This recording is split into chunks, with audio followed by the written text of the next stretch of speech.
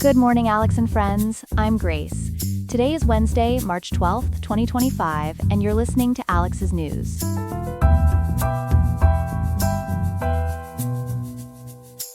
The weather in Riverside will be mild today, with a high of 63.4 degrees and a low of 51.7, so you might want to grab a light jacket if you're heading out. Coming up on today's show, we'll examine the reasons behind the United States' decision to resume arms shipments to Ukraine as Russia contemplates a potential ceasefire. Then, we'll look at California's strategy to address its failing insurance market and what it means for homeowners in the state. Plus, we'll explore why the clean energy sector continues to experience significant growth despite facing opposition from former President Trump. All this and more on Alex's News.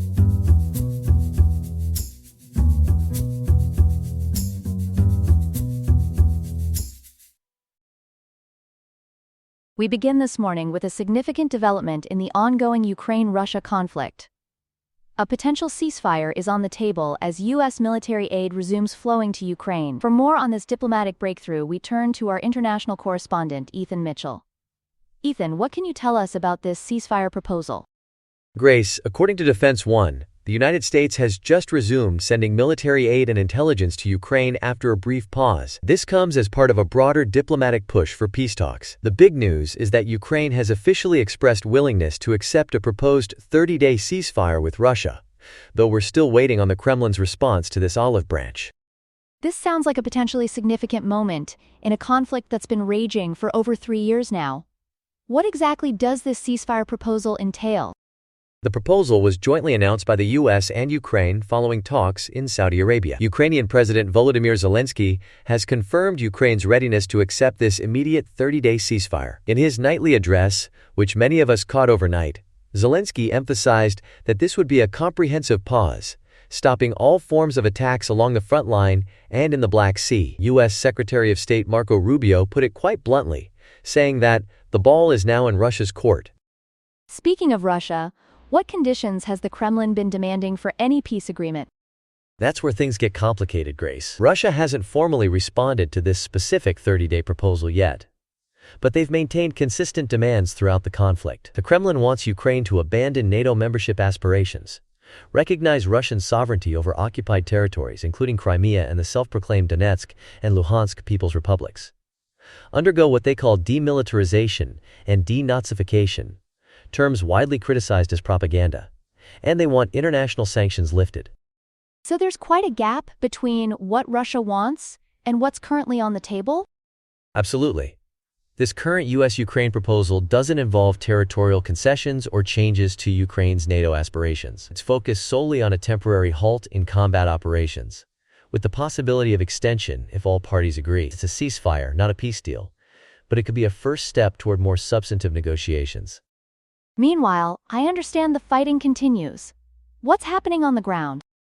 Despite these diplomatic overtures, the conflict rages on. Recent weeks have seen a major Ukrainian drone attack on Russian territory and ongoing Russian strikes against Ukrainian infrastructure and civilian areas. Defense One reports that the U.S. has been a major supplier of arms throughout the conflict, with American arms exports to Europe more than tripling since the war began in 2022.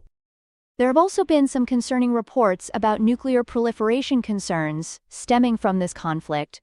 What can you tell us about that? That's right, Grace. Defense One reports that the prolonged conflict has raised worries about potential nuclear proliferation among U.S. allies. Polish Prime Minister Donald Tusk has mentioned exploring opportunities related to nuclear weapons, while South Korea is debating a domestic nuclear program to counter North Korea. Even French President Emmanuel Macron has suggested including countries like Germany under France's nuclear umbrella. That sounds alarming. Are these countries actually moving toward developing nuclear weapons?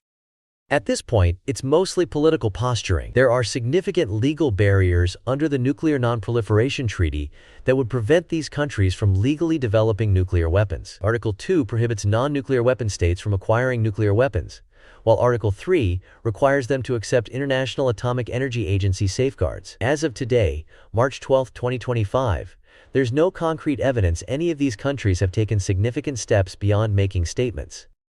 Well, that's somewhat reassuring. Any other Pentagon developments related to this situation? Indeed. Defense One reports the Pentagon is building AI systems for war planning in Europe and Asia, with Scale AI developing tools for wargaming and analyzing Chinese threats. They're also accelerating new technology acquisition through software contracting changes. I guess you could say they're trying to scale up their capabilities, pun intended. Thanks for that detailed report, Ethan. We'll continue to monitor this situation as we wait to see if Russia responds to this ceasefire proposal. Now for our second story of the day. California lawmakers are taking action to address what many are calling an insurance industry in shambles. Joining us with details is our reporter Chloe Bennett. Chloe, what's happening with California's insurance market? Grace, it's a real premium problem that's burning a hole in Californians' pockets. According to reporting from Cal Matters and LA East yesterday, state lawmakers have introduced a package of bills aimed at fixing California's troubled insurance market, which has been particularly strained following those devastating fires in the Los Angeles area last month.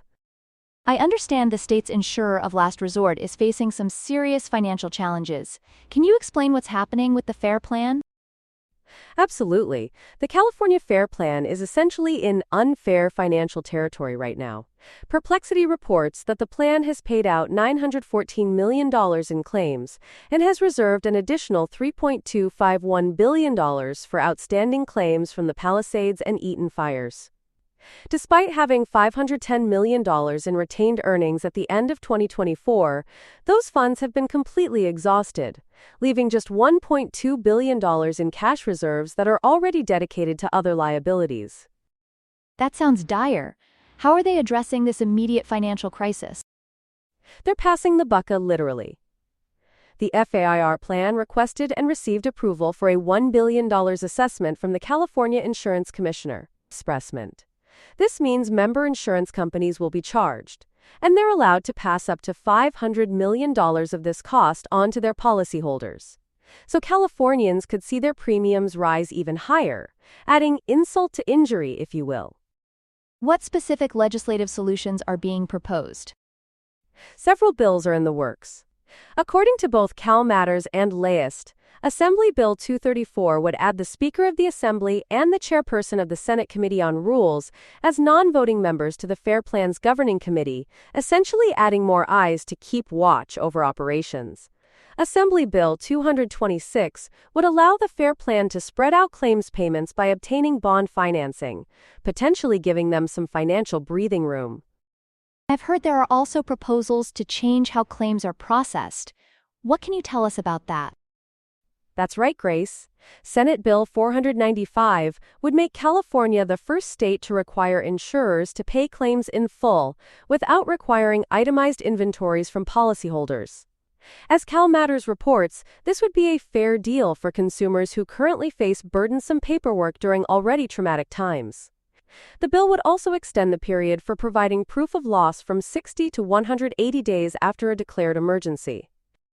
Are there any measures specifically aimed at helping homeowners with these rising costs? Yes, there's a taxing solution in the works.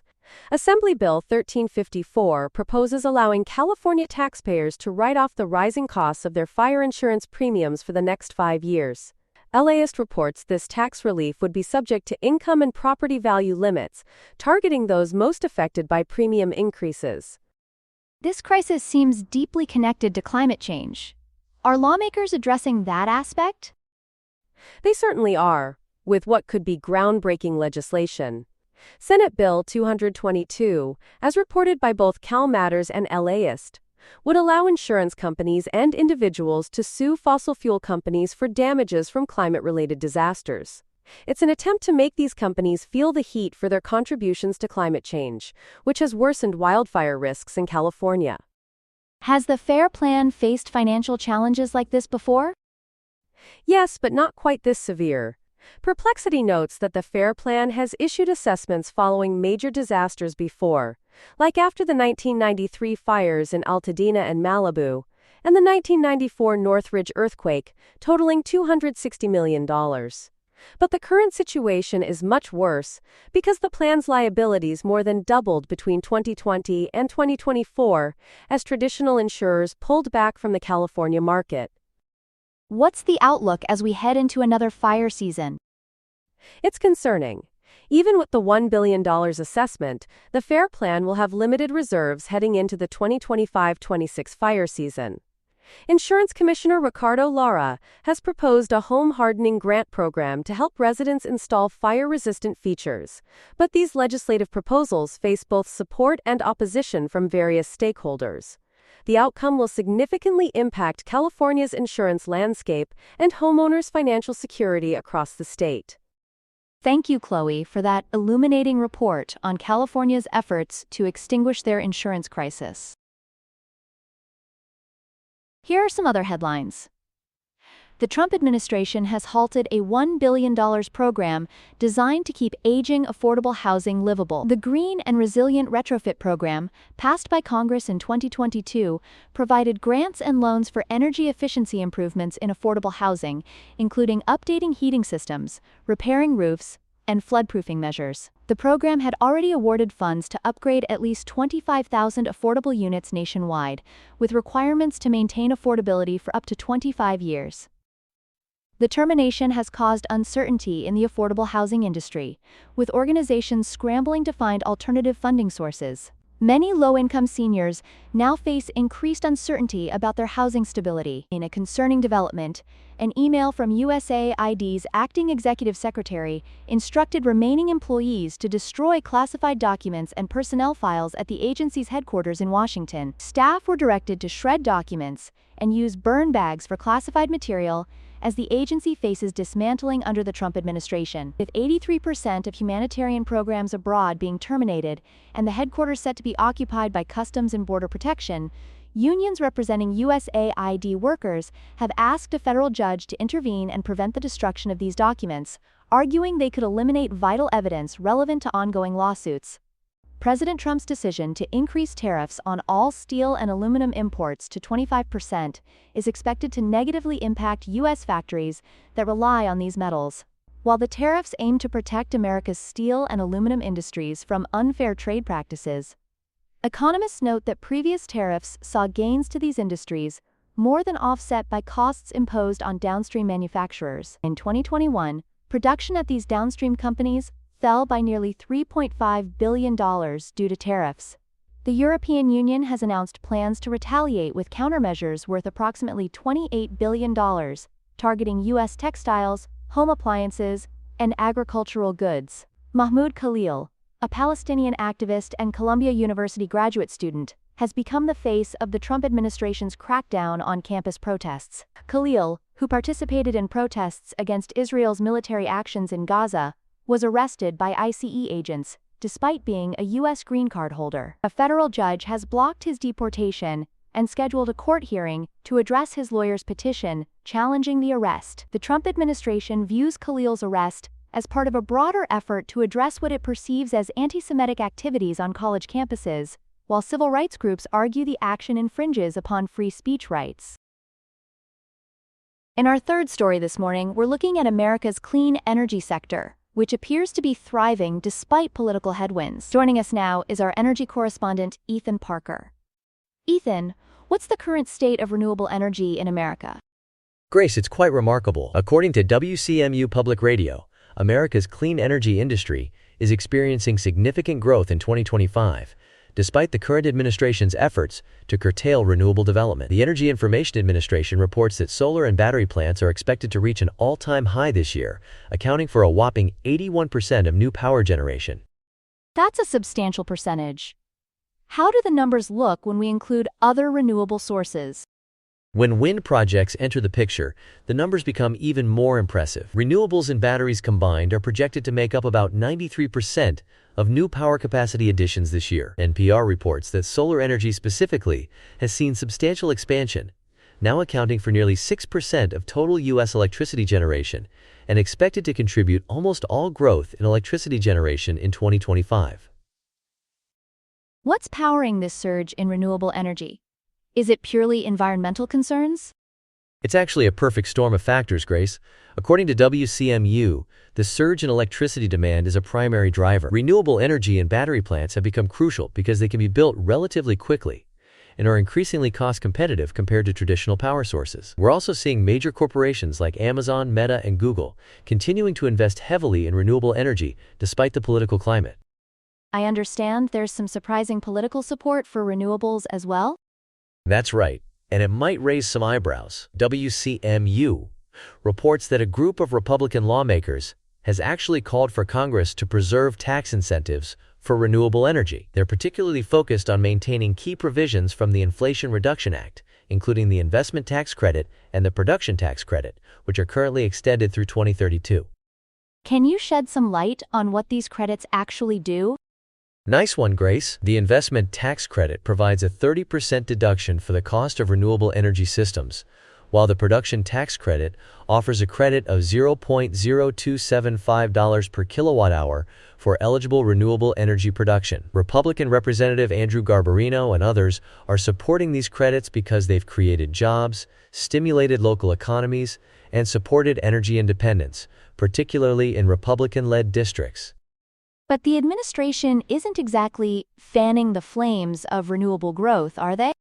They're certainly trying to put the wind down, if you will. Despite the industry's growth, WCMU reports the administration is implementing several countermeasures, including withholding federal funding for renewable projects, halting offshore wind leases, limiting permit approvals on public lands, and working to eliminate those clean energy tax incentives we just discussed. What about the argument for natural gas as an alternative? That's a key part of the debate. Some conservatives are advocating for natural gas as America's primary energy source, citing the country's vast reserves. While natural gas currently fuels a significant portion of America's electricity, there are growing concerns about methane emissions and the increasing costs associated with building new gas plants. What's the long-term outlook for the industry then? Despite the current headwinds, many in the clean energy industry remain optimistic. NPR reports that the solar industry is adapting by strategically rebranding itself as part of energy dominance, aligning with priorities to reduce reliance on China and streamline regulations. However, Perplexity's analysis indicates over 42,000 jobs in the clean energy sector are at risk due to current policies, which have also led to rising utility bills and lost investments. So it sounds like we're at a crossroads? Exactly. The industry appears poised to maintain its momentum in the near term, driven by economic fundamentals and growing electricity demand. But the long-term trajectory will likely depend on the balance between federal policy headwinds and the increasingly competitive costs of renewable technologies. Thank you for illuminating this complex issue for us, Ethan. That was our energy correspondent, Ethan Parker, with insights from WCMU Public Radio, NPR, and Perplexity on America's clean energy industry. That's all we have for now. Today's episode was made by Alexander King with Claude Sonnet 3.7, Gemini Flash 2.0, the Perplexity API, and the Google Cloud Text-to-Speech API. I hope you have a great day. I'll see you tomorrow, Alex.